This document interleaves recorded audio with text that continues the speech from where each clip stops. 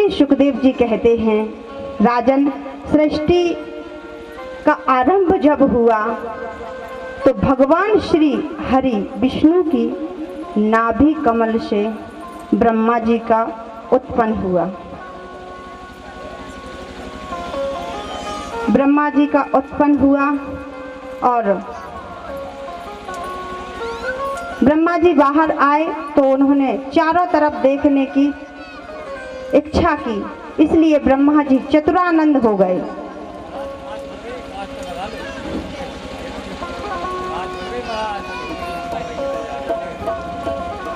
चतुरानंद हो गए। ब्रह्मा जी को एक शब्द सुनाई दिया, तप, तप करो। ब्रह्मा जी ने तप किया। ब्रह्मा जी के तप से प्रसन्न होकर के भगवान विष्णु ने चतुर्थ श्लोकी भागवत ब्रह्मा जी को सुनाई। सबसे पहले ब्रह्मा जी को सुनाई, उसके बाद सनक सनंदन सनातन कुमारों ने नारद जी को सुनाई और यही श्रीमद् भागवत परीक्षित महाराज को सुनाई। उन्हीं के द्वारा हम सब के बीच में ये प्रकट हुई। ब्रह्मा जी ने सृष्टि की तो सनक सनंदन सनातन 4 कुमारों को उत्पन्न किया। कुमारों से कहा कि सृष्टि में हमारा सहयोग दो। कुम्हार बोले कि हम 4 से 5 साल के होंगे ही नहीं, इसलिए हम सृष्टि नहीं करेंगे। कुमार जंगल चले गए। ब्रह्मा जी के क्रोध से भगवान रुद्र का अवतार हुआ। भगवान शंकर कहते कि प्रभु हम क्या करें। भगवान ब्रह्मा जी कहते हैं कि तुम सृष्टि रचो। तो शंकर भगवान ने ऐसी सृष्टि रची, भूत पिशाच डाकनियां इत्यादि रच दिए। ब्रह्मा जी कहते हैं कि जाइए, आपके बस की नहीं है। शंकर भगवान जाकर के कैलाश पर्वत पे भजन करने लगे। ब्रह्मा जी ने पुनः मैथुन सृष्टि से शंभु, मनु और शत्रुपा को जन्म दिया, जिनकी 5 संतान हुई, देवहूति, आकुति, प्रसूति और 2 पुत्र हुए, प्रियव्रत और उत्तानपाद।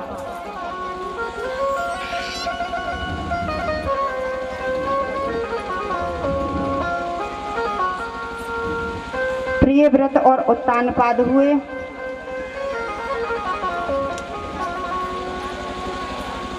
तो ये शंभु मनु की संतान हुई।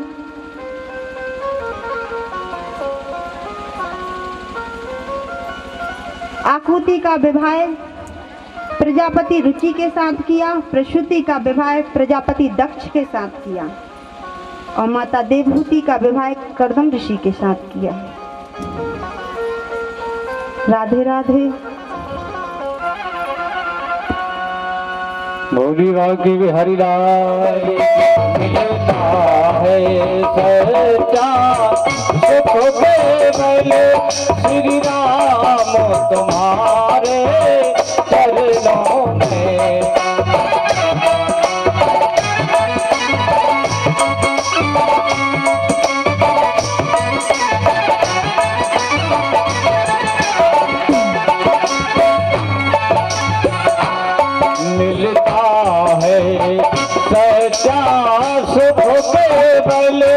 श्री राम तुम्हारे चरणों में।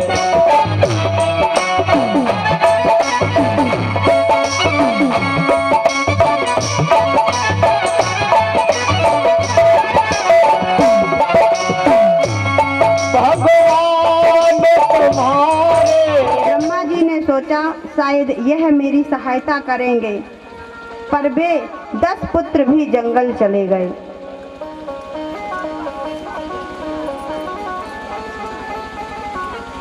तो ब्रह्मा जी ने परेशान होकर हारे थके अपने बाह्य अंग से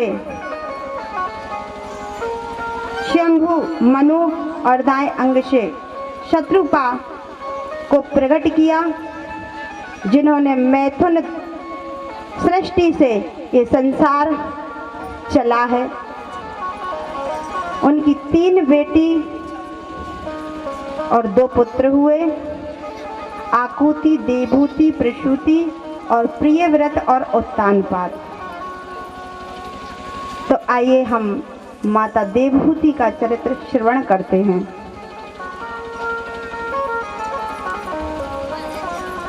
मनु महाराज की दृष्टि में देवहूति के योग्य कोई वर नजर नहीं आया।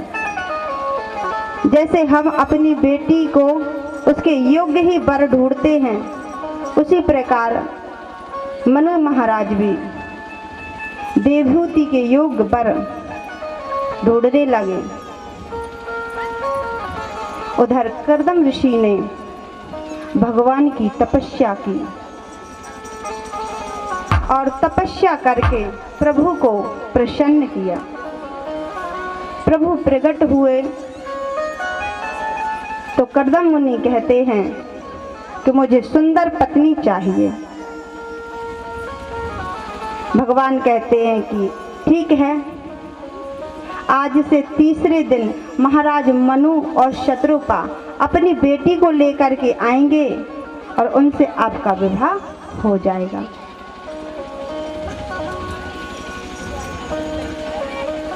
तीसरे दिन महाराज मनु अपनी पुत्री को लेकर के आए और आकर के आश्रम में बैठे। तो पहले भी परीक्षाएं होती थी, जैसे आज लड़की का निरीक्षण परीक्षण होता है कि कितना काम में योग्य है, कितनी पढ़ी लिखी है, कितनी होशियार है, कुछ जानती है कि नहीं। तो कर्दम मुनि ने भी 3 आसन बिछाए। तो मनु शत्रुपा तो बैठ गए आसन पर माता देवहूति बड़ी होशियार थी, समझदार थी। उन्होंने अपने पति के आसन पर बैठे नहीं। प्राय आज तो बहुत जमाना बदल गया है, पति लोग ही घूमते हैं, चाय पियोगी क्या, तुम्हारी भी चाय बना ले। तो वो उनका भी कोई दोष नहीं, पत्नियों का भी कोई दोष नहीं। थोड़ा तो है कि पति की बनी चाय। अब आजकल जमाना बदल गया। आसन पर माता देवहूति नहीं बैठी, उन्होंने अपना दाएं हाथ रख दिया। पहले ये परंपराएं बहुत होती थी। सास के सामने घूंघट की प्रथा बहुत थी। यदि हमसे कोई बड़े बूढ़े बुजुर्ग आ जाएं तो उनको देख करके चारपाई खटिया पे से हट जाना, ऊंचे स्थान पर नहीं बैठते थे। पर ये कलयुग का प्रभाव है, सब लुप्त होता जा रहा है। अब ऐसा कुछ नहीं है। तो माता देवहूति ने अपना दाएं हाथ रख दिया। कर्दम मुनि समझ गए कि ये हमारे योग्य हैं और महाराज मनु ने अपनी पुत्री का विवाह कर्दम मुनि के साथ कर दिया। तो कर्दम मुनि की बेटियां हुई 10, 9। जैसे ही 9 बेटी हुई तो कर्दम मुनि अपना समाधि में चले गए। माता देवहूति के शरीर पर झुर्रियां पड़ गईं। वो उनकी सेवा करती रहीं। बरसों, हजारों वर्षों बाद जब समाधि खुली तो देखा कि ये वृद्ध कौन है। आजकल पति देव 2, 4, 8 दिन को कहीं चले जाएं तो पत्नी ये कहेगी हम तो अपने मायके जा रहे, यहाँ नहीं रहना है। और वहाँ देखो कर्दम मुनि ने हजारों वर्ष तक तपस्या की, माता के शरीर पर झुर्रियां पड़ गई, वृद्ध से भी वृद्ध लगने लगी। फिर कर्दम मुनि ने जब आंखें खोली तो पूछा, देवी आप कौन हैं? तब वो कहती कि मैं आपकी पत्नी हूं।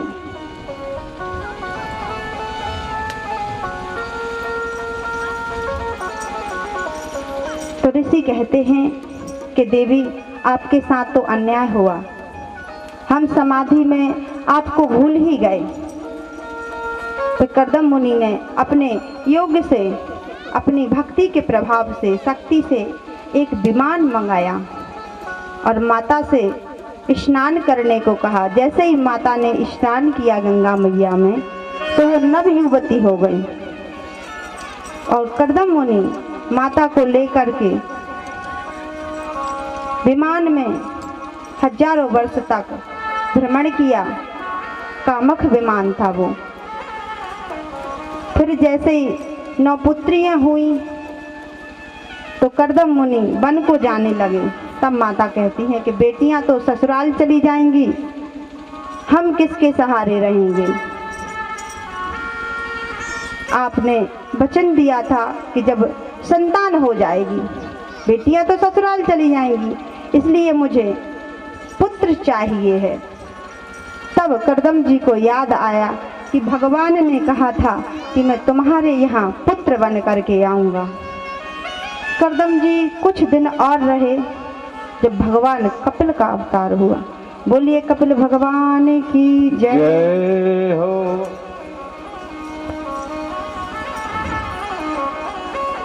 कपिल भगवान का अवतार हुआ।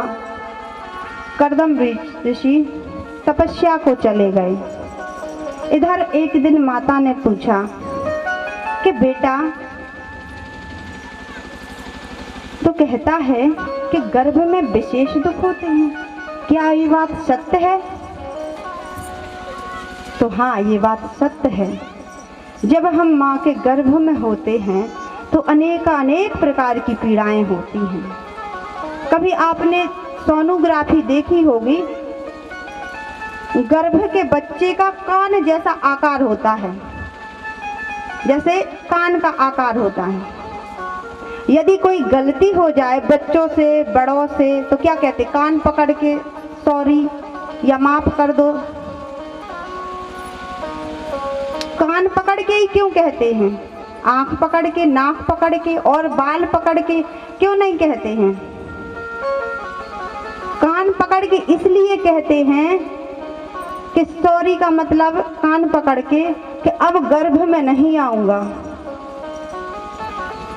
अब गर्भ में नहीं आऊंगा। गर्भ में जब आते हैं तो इतना कष्ट होता है, ना भूतो न भविष्यति, ना वर्तमान में कभी होगा, ना भूतकाल में कभी हुआ है। मलमूत्र की थैली के साथ जीभ उल्टा लटका हुआ रहता है, पैर ऊपर को, सिर नीचे की तरफ। और माता जी कुछ खट्टा खाएं या तीखा खाएं तो उससे जीवात्मा को जलन होती है। गर्भ में पड़े पड़े कहता है, प्रभु एक बार गर्भ से बाहर निकालो, मैं इतना भजन करूंगा, इतना भजन करूंगा, इतना भजन करूंगा कि फिर गर्भ में नहीं आना पड़ेगा।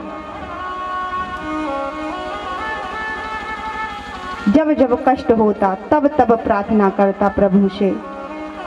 और जैसे ही 10वां मास प्रारंभ हुआ और जीव संसार में आ गया, माता देवहूति कहती हैं, पुत्र तुम तो कह रहे थे कि गर्भ में बड़ा कष्ट होता है जीवात्मा को, क्या संसार में आ गया अब सुखी हो जाएगा? बोले नहीं नहीं माता जी, यहाँ भी चैन नहीं है उसे। बोले क्यों? बोले पलने में पड़ा है और रो रहा है, भूख लगी है तब भी रो रहा है, पलने में खटमल खा रहे तब भी रो रहा है। कभी तो बच्चा इतना रोता है तो माँ सोचती है भूखा है, जबरदस्ती दूध पिला देती है। और कभी कभी भूख से व्याकुल होकर रो रहा हो तब मैया दूध नहीं पिलाती कि अभी पिया है, ज़्यादा पी लेगा अपच हो जाएगी। तो ये जीव आत्मा का यहाँ कष्ट बना रहता है। राधे राधे। ओ बाके बिहारी मुझको देना सहारा, कहीं छूट जाए ना दामन तुम्हारा।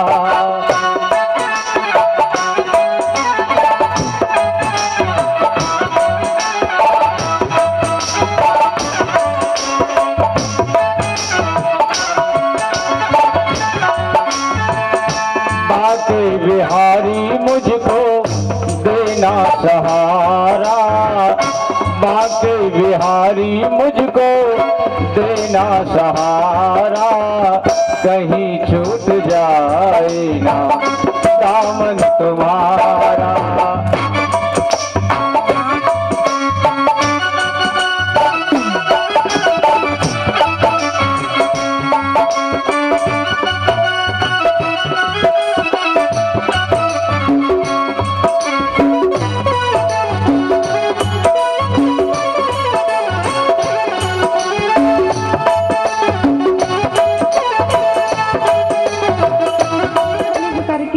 जब जीवात्मा इंसान इस धरती पे आके मानव पढ़ लिख करके पेट भरने की विद्या सीख जाता है, तो जो कुछ प्रेम माँ बाप के चरणों में होता है, विवाह हो जाता है उसका, तो वो पति या पत्नी के चरणों में चला जाता है। बेटी हो तो ससुराल वालों के पक्ष में चली जाती है।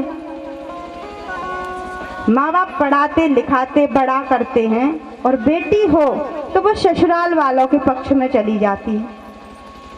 और बेटा, यदि किसी का बेटा है, उसका भी प्रेम जो है मातृ पितृ चरणों में जो प्रेम है, वो भी श्रीमती के पास पहुंच जाता है। अब वो जीवात्मा जो गर्भ से बाहर आया, नाना प्रकार के कष्ट भोगे, और कष्ट भोग करके आज एक छाता लेकर, बैग लेकर, 2 बच्चों को पकड़कर जा रहा है। माता कहती है, बेटा अब ये कहाँ जा रहा है? तब कपिल देव कहते हैं कि माँ, ये 4 धाम की यात्रा करने जा रहा है। बोले 4 धाम की यात्रा क्या होती है? बोली माँ, ये पुत्र अपनी जो माँ का पुत्र है, किसी माँ का पुत्र तो होगा वो, आज वो अपनी पत्नी के मायके जा रहा है, ससुराल जा रहा है। तो जैसे ही आए, कुछ समय बाद वो व्यक्ति वृद्ध हो गया, खटिया पे पड़ा, खांस रहा है, चिल्ला रहा, दरवाजे में पड़ा है। बच्चों ने कुछ दे दिया, कुछ नहीं दिया। माँ कहती हैं, क्यों बेटा, क्या अब जीवात्मा सुखी हो गया? बोले नहीं माँ, ये मृत्यु लोक है, यहाँ सुख का तो कोई काम ही नहीं। ऐसे ही आया था, एक दिन ऐसे ही मर गया।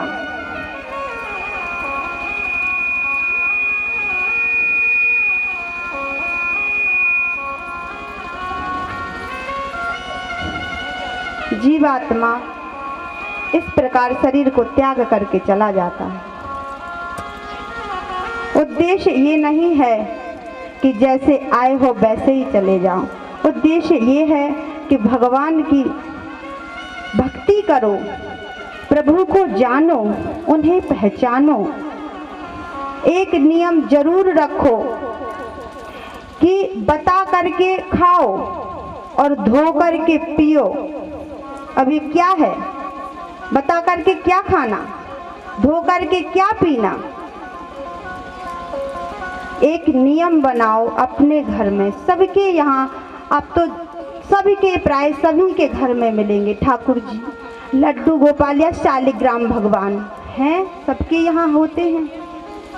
एक नियम बनाओ कि जो पहले स्नान करके भगवान को नहा दे, वो कटोरी में थोड़ा सा जल निकाल के रख लो और सबको बोलो कि थोड़ा थोड़ा इसको पियो, उससे मन शुद्ध होता है। उसी में तुलसी पत्र भी पीना चाहिए। और जैसे तुम खाना खाते हो, अच्छा आजकल तो भाषा ही बदल गई, किसी से पूछो खाना खा लो, नहीं हम घर खाएंगे। घर क्या खाओगे? घर खाएंगे? घर क्या होता है? ऐसे आदमियों को तो तब बुलाओ जब मकान वगैरह गिर गया हो, किसी का आ जाओ, ईंट खाओ, पत्थर खाओ, रोड़ा खाओ, आओ। लोग भाषा बदल गई है।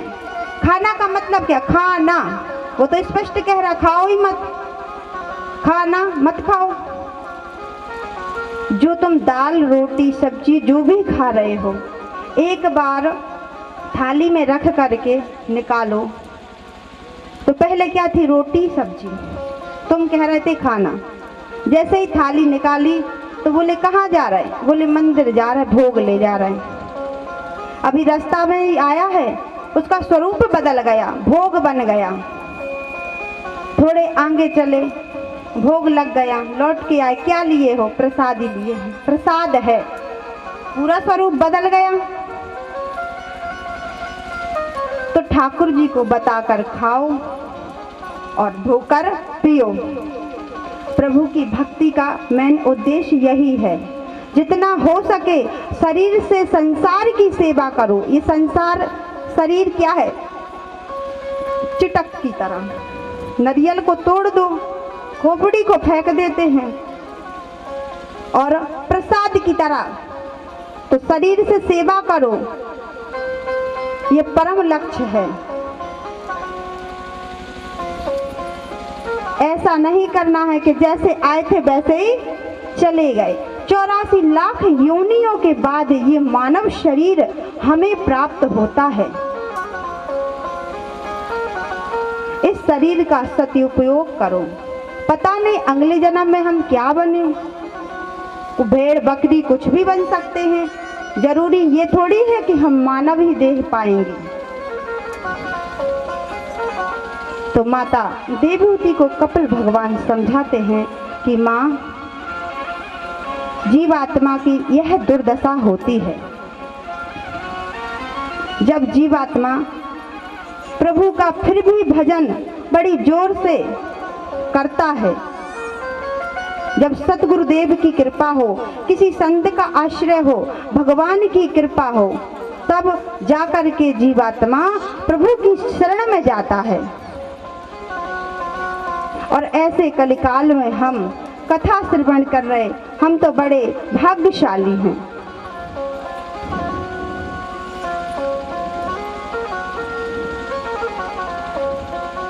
तो ठाकुर जी की बड़ी कृपा हुई कि हम सब ने भी यहाँ कथा श्रवण की।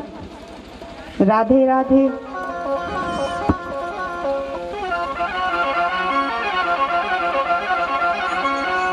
जिनने भजन न करे राम के,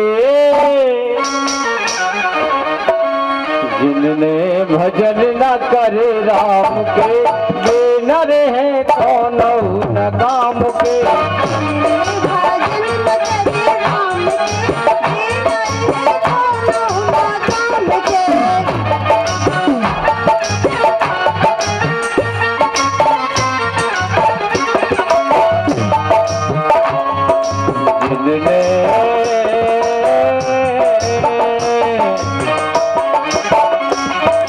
जिनने भजन न करे राम के, वे नर ना कौन है काम के।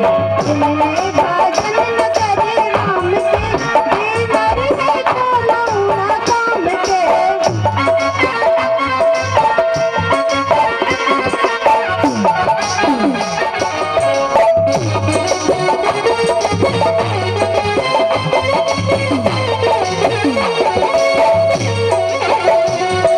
कौनो न काम के, कौनो न काम के, कौनो न काम के, कौनो न काम के, कौनो न काम के।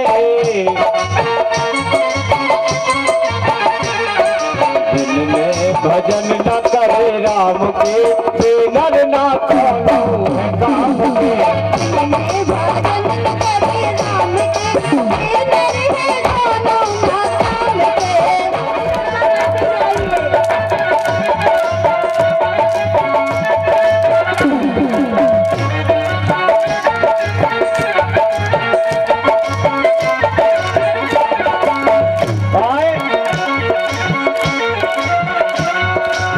भजन करे थे मीरा बाई ने,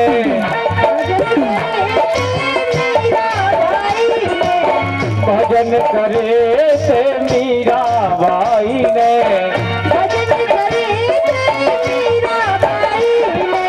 मीरा बाई ने, हाँ मीरा बाई ने,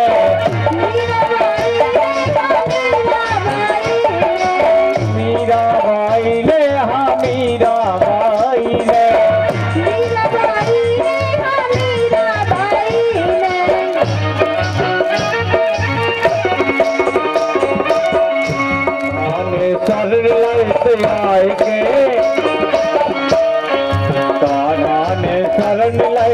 जाए के बैनर ना कोनो है काम के।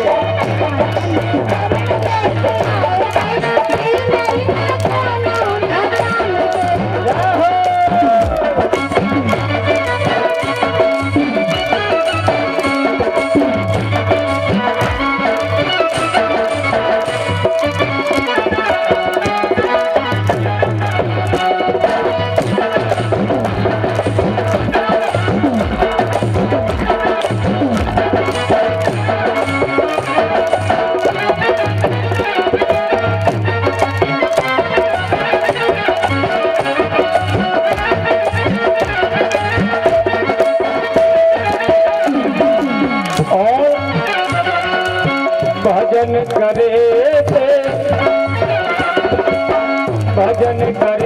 थे प्रभु जी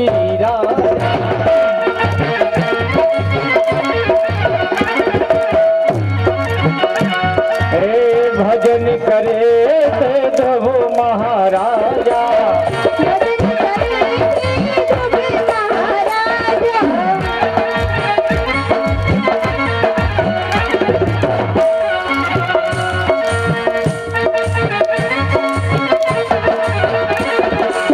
ध्रुव महाराजा ध्रुव महाराजा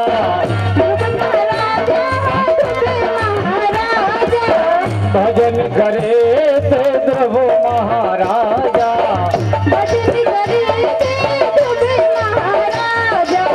ध्रुव महाराजा ध्रुव महाराजा जिनने भजन न करे राम के बैनर ना कोनो है काम के।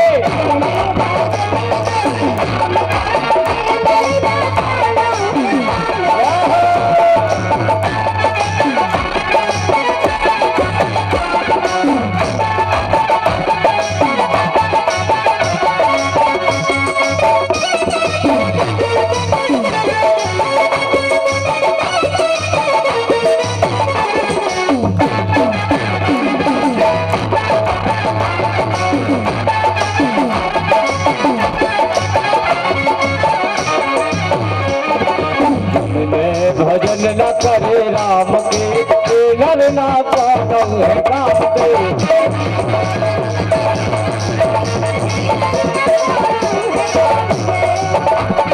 भजन न करे राम के बैनर ना कोनो है काम के। बैनर ना कोनो है काम के।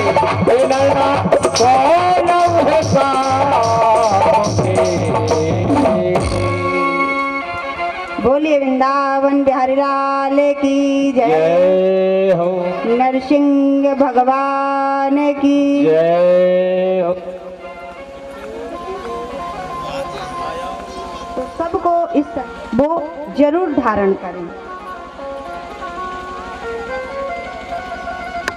अच्छा, एक स्वर्णकार थे, साहूकार, सोनी, जो सोनी होते हैं वो थे, बड़े धनी मानी थे, बहुत स्वर्ण का काम होता था उनके घर में। तो उन्होंने कहा कि हम ज्यादा पूजा पाठ तो नहीं कर सकते हैं।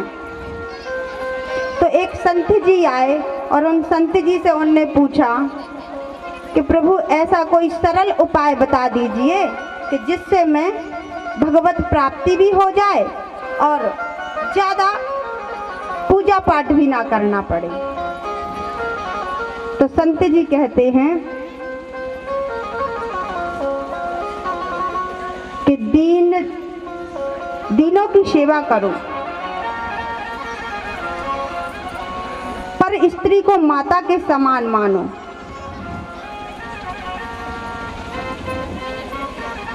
सबकी दीनों की सेवा करो, पर स्त्री को माता के समान मानो, और इतने में यदि हरि ना मिले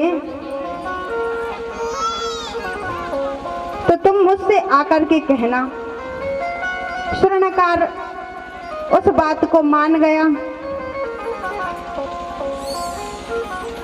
दीन दया और पर स्त्री माता के समान मानने लगा।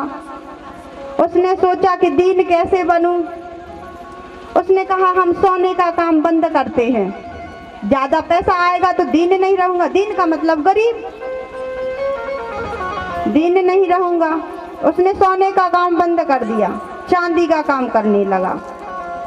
बोले अब परित्रिय मात समान, सत्य वचन और दीनता परित्रिय मात समान। पहले सत्य वचन बोलो, सत्य वचन और दीनता परित्रिय मात समान। पराई स्त्री को माता के समान कैसे मानूं? सब पे नजर पड़ेगी तो माता के समान तो नहीं मान सकता।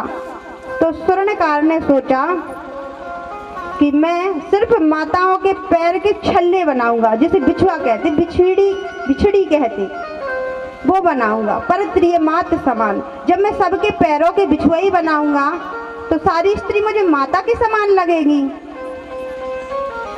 स्वर्णकार इस प्रकार अपना जीवन यापन करने लगा।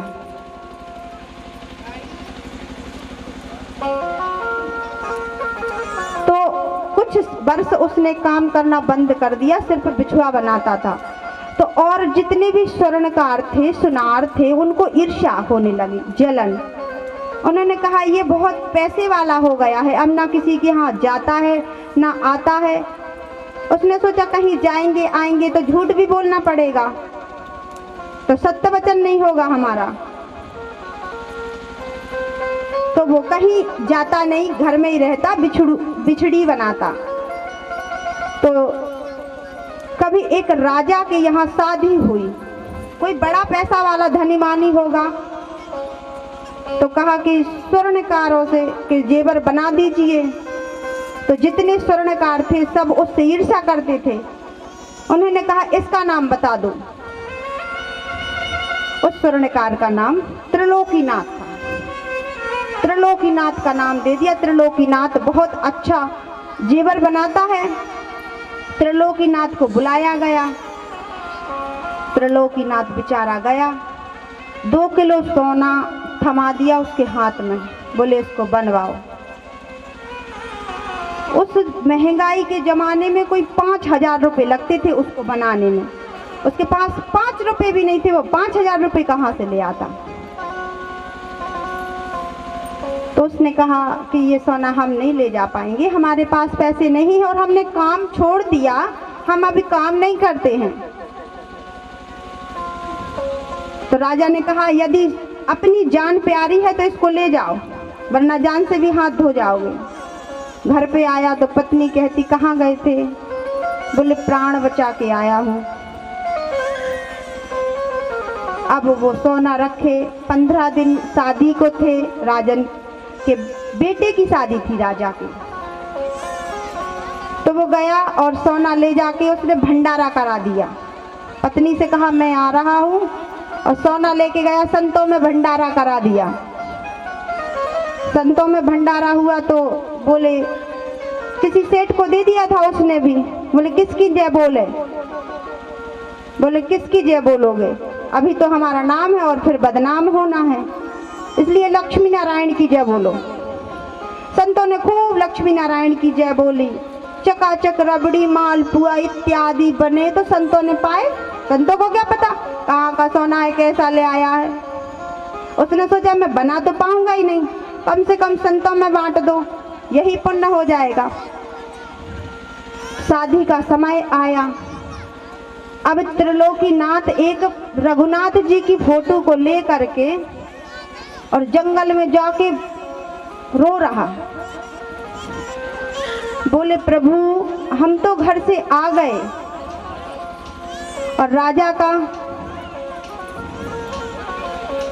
धन हमारे पास है, अब राजा हमारे घर को जरूर उजाड़ देगा, उसमें हमारी पत्नी है। राजा के सिपाही आए, तोपे लेके आए, चिल्लाने लगे बाहर निकलो, तुम्हारा पति धन लेके भाग गया है। त्रिलोकीनाथ की पत्नी बाहर आई, भीतर कहती है प्रभु से हे रघुनाथ, आज रघुनाथ होने का फर्ज निभाइए, मुझ अनाथ की रक्षा कीजिए, प्रभु आप आ जाइए। राजा के सैनिक, हजारों सैनिक खड़े, तोपें खड़ी, और वो रो रही।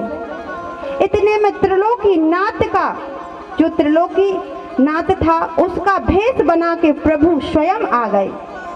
श्री रुक्मणी जी का श्रृंगार ले आए और त्रिलोकीनाथ राजा से कहते हैं कि रुको, मैं तुम्हारा धन खा के कहीं गया नहीं हूँ, मैं यही हूँ।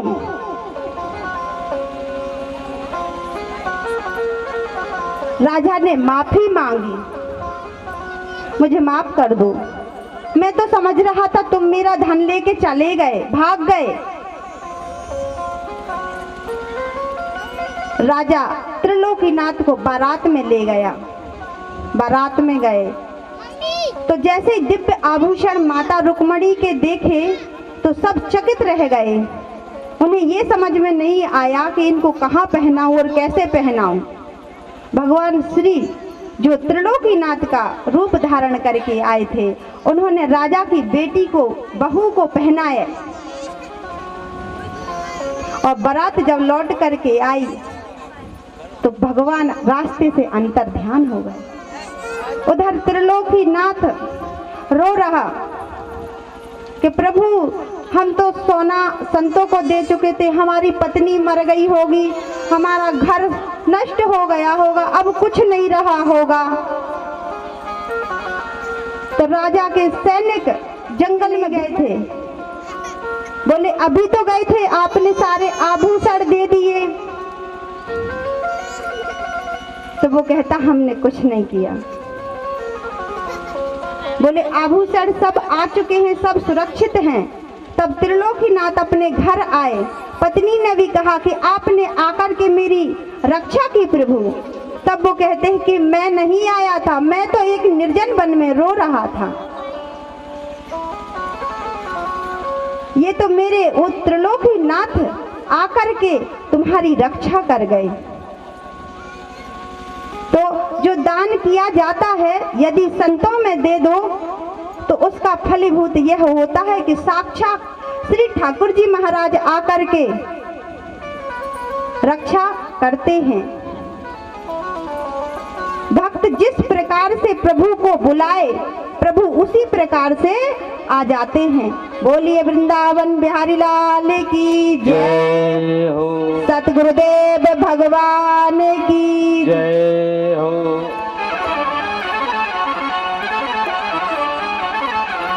देखिए, एक विशेष सूचना है, कल हमारे बाकी बिहारी जी का जन्म दिवस होगा। जन्मदिन की कथा है, बड़े धूमधाम से जन्मदिन मनाया जाएगा। सभी भक्तों से निवेदन है, अधिक से अधिक संख्या में पधारें और धर्म का लाभ लें और अपने जीवन को धन्य बनाएं। जय श्री राधे, जय श्री श्याम। श्यामा प्यारी मिश्री सौ, मिश्री सौ, मिश्री सौ की राधा रानी को, नाम हमारी राधा रानी को।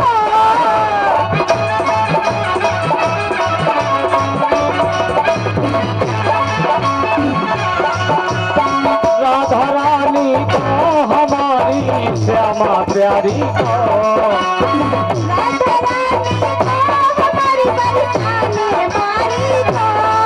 मिश्री सौ, मिश्री सौ, मिश्री सौ की नाम हमारी राधा रानी को।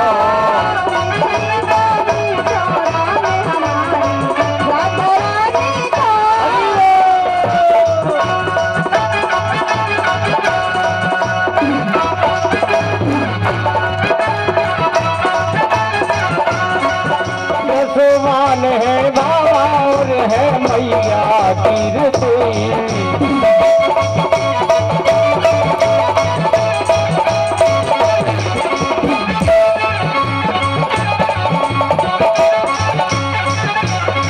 मिश्री सौ, मिश्री सौ, मिश्री सौ की जोड़ा हमारी राधा रानी का।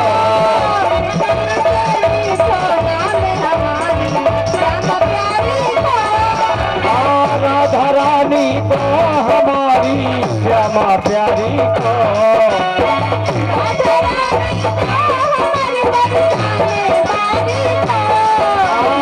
राधा रानी को हमारी बरसाने वाली को।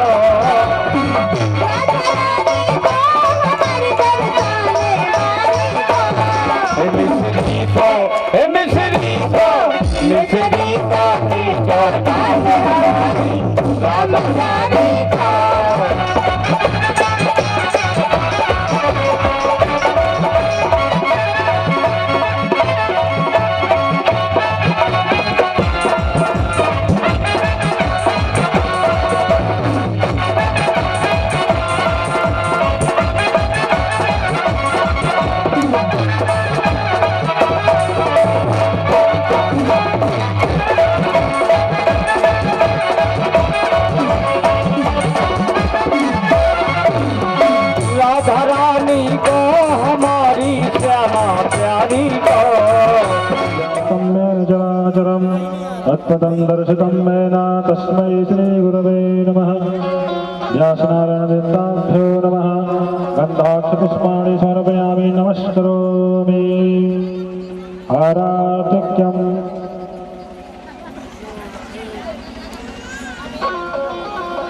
ॐ ज्वालामालिन्ये नमः।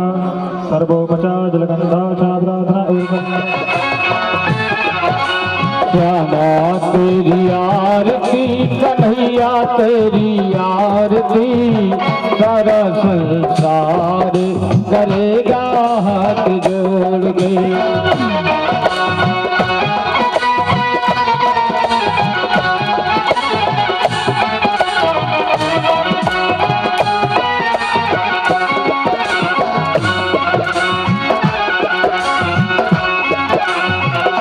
मुझ पर सोना मुकुट विराजे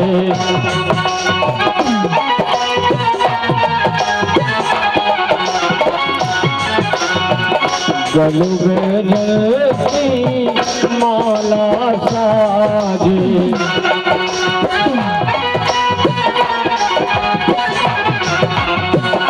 और पुष्पों के हार करेगा हाथ जोड़ के। श्यामा तेरी आरती कन्हैया तेरी आरती सारा संसार करेगा हाथ करेगे हाथ जोड़ के। श्यामा तेरी आरती कन्हैया तेरी आरती सारा संसार करेगा हाथ जोड़ के।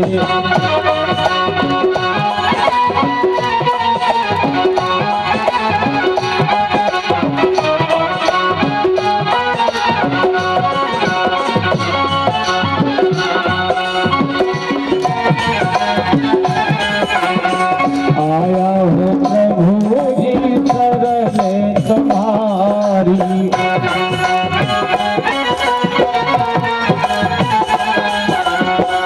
रखियो लाज हमारे करेंगे हाथ जोड़ के। श्यामा तेरी आरती कन्हैया तेरी आरती सारा संसार करेगा हाथ जोड़ के।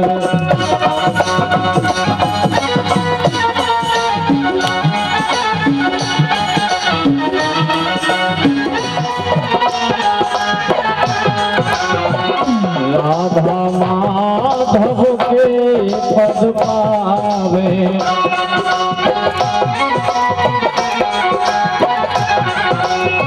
गले से अपार करेंगे हाथ जोड़ के।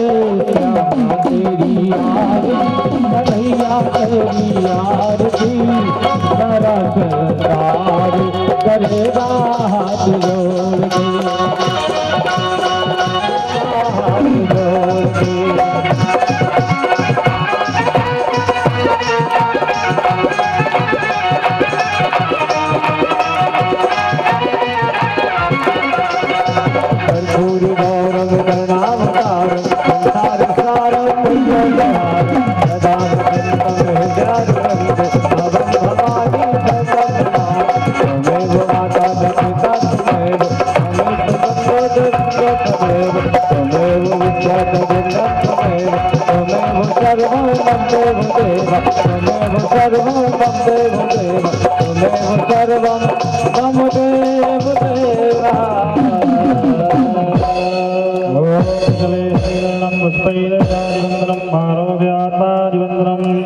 हस्तो वृक्षांजलि समर्पयामि। श्रीप्राणस्वत्सु महात्माय नमः। नरसिंह भगवान की जय हो। आइए हरिनाम संकीर्तन।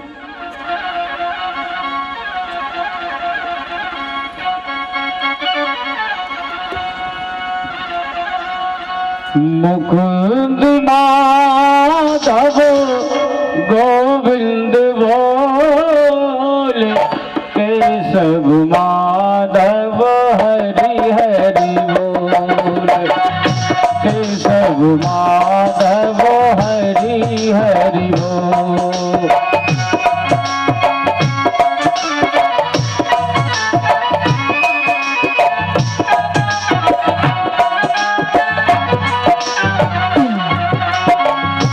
गोविंद बोले, केशव माधव हरि हरि बोले।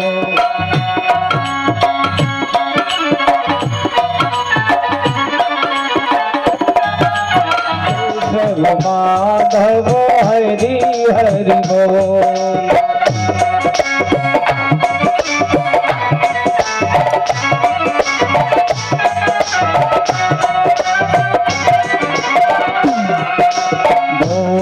हरि बोल, हरि हरि हरि बोल, केशव माधव हरि हरि बोल।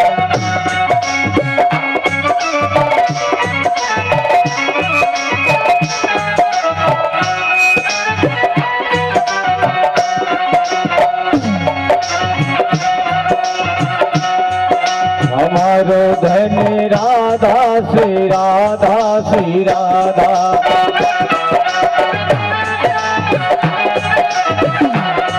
जीवन धन राधा श्री राधा श्री राधा।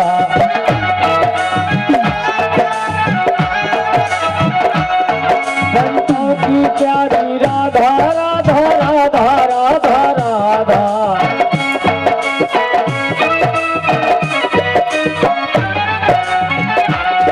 भक्तों की प्यारी राधा राधा राधा राधा राधा।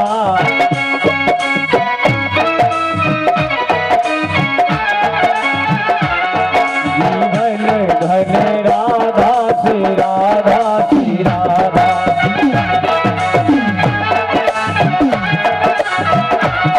परम धन राधा श्री राधा श्री राधा।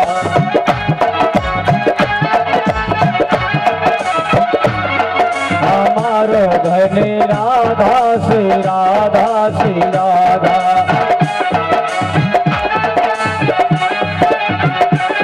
जीवन धन राधा श्री राधा श्री राधा। परम धन राधा श्री राधा श्री राधा। जीवन धन राधा श्री राधा।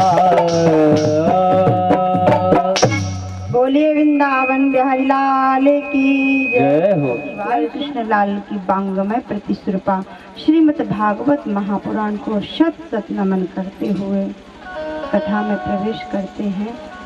आज चतुर्दिवसीय कथा है। ठाकुर जी का प्राकट्य होगा और ये यजमान परिवार से जितने भी भाइयाँ हैं उन सब पर ठाकुर जी की बड़ी असीम कृपा है। नरसिंह भगवान की बड़ी कृपा है। जितने राहतगढ़ वाले भाई लोग जितने भी यहाँ नरसिंह भगवान से जुड़े हैं सब पर बहुत कृपा है ठाकुर जी की, जो उनके कर कमलों द्वारा ये आयोजन कराया गया है। यज्ञ नारायण भगवान में सभी लोग ने सहयोग किया है। जो यज्ञ नारायण भगवान की पूजन चल रही है, यहाँ पर जितने उपस्थित ब्राह्मण जन, आचार्य बंधु एवं संत समाज, दूर दूर से आए हुए अतिथि और जितनी भी माताएं, मातृशक्ति, जितने भी पुरुष वर्ग बैठे हैं, सभी में श्री ठाकुर जी को मानकर, माताओं में श्री राधा जी को मानकर प्रणाम करते हैं। सिया राम मैं सब जग जानी, करहु प्रणाम जोर जुग पानी। ये ठाकुर जी की मंगलमयी कथा है। हमारा और आप सबका बड़ा सौभाग्य है। नरसिंह भगवान की असीम कृपा है जो हमें यहाँ कथा बोलने का अवसर प्राप्त हुआ है।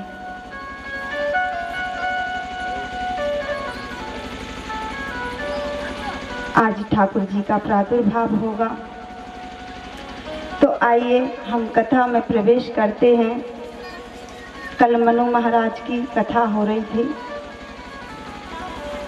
राजा दक्ष प्रजापति की 16 कन्या थी, जिन्होंने 13 कन्या धर्म को ब्याही, और जो सबसे छोटी माता सती थी उनका विवाह धूत भावन महादेव के साथ हुआ। पर कहते हैं कि माता सती की कोई संतान नहीं हुई। परीक्षित कहते हैं, प्रभु ऐसा क्या हुआ जिससे भोलेनाथ और माता सती की कोई संतान नहीं हुई। श्री सुखदेव जी वर्णन करते हैं कि हे राजन, ब्रह्मा जी ने दक्ष को प्रजापति घोषित कर दिया।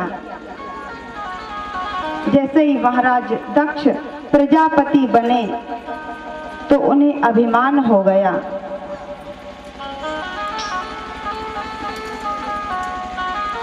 अभिमान, जब कोई पद प्रतिष्ठा को पा लेता है तो अभिमान अवश्य आ जाता है। अभिमान रहित कोई बिरला ही होगा जिस पर ठाकुर जी की विशेष कृपा होगी कि वो अभिमान में ना आए।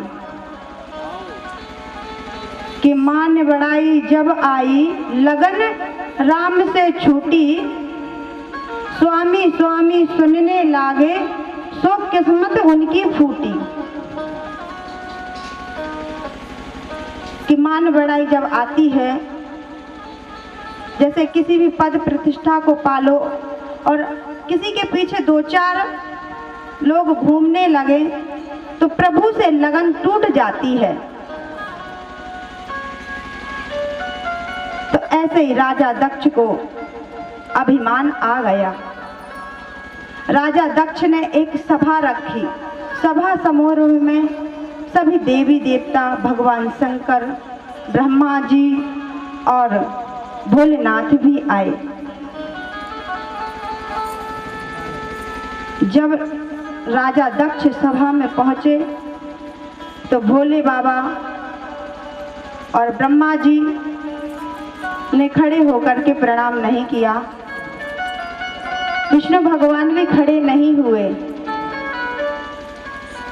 और बाकी सब देवताओं ने राजा दक्ष को प्रणाम किया।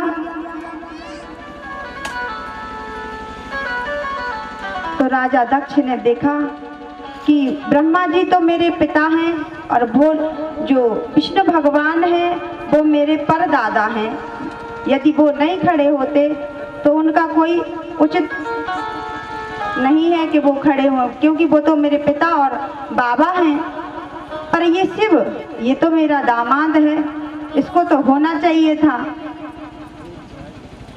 तो आपने देखा हो कुछ लोगों में विशेषता होती है कि 10 लोग खड़े हो रहे उनको नहीं देखेंगे, जो एक नमस्कार और प्रणाम नहीं करेगा उसको देखेंगे कि ये मुझे जानते नहीं, सब मुझे प्रणाम कर रहे, इन्होंने क्यों प्रणाम नहीं किया।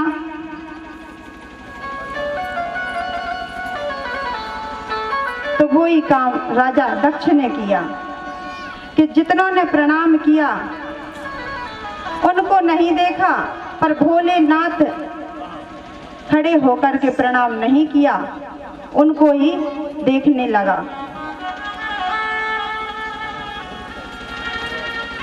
दक्ष ने सभा में जाते ही भाषण देना प्रारंभ कर दिया, जबकि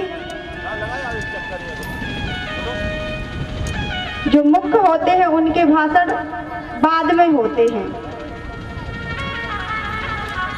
दक्ष कहने लगे, अरे सभी कान खोलकर सुन लो, सभा में यदि कोई एक भी अशुभ व्यक्ति आ जाए तो सारी सभा बेढंग हो जाती है। सब एक दूसरे को देखने लगे कि भैया यहाँ अशुभ व्यक्ति कौन है।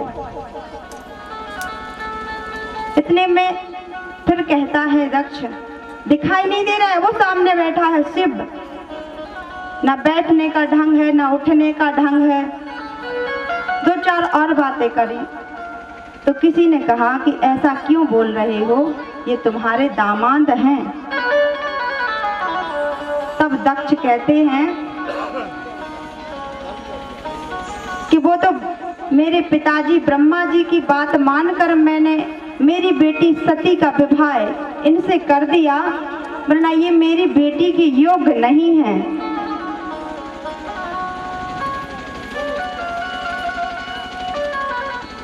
और भगवान शंकर को और भला बुरा कहा। तो यहाँ नंदीश्वर बोले कि प्रभु आप कहो तो हम इनसे कुछ कहें। तो भगवान शंकर कहते हैं नहीं, आप कुछ मत कहिए, ये ससुराल की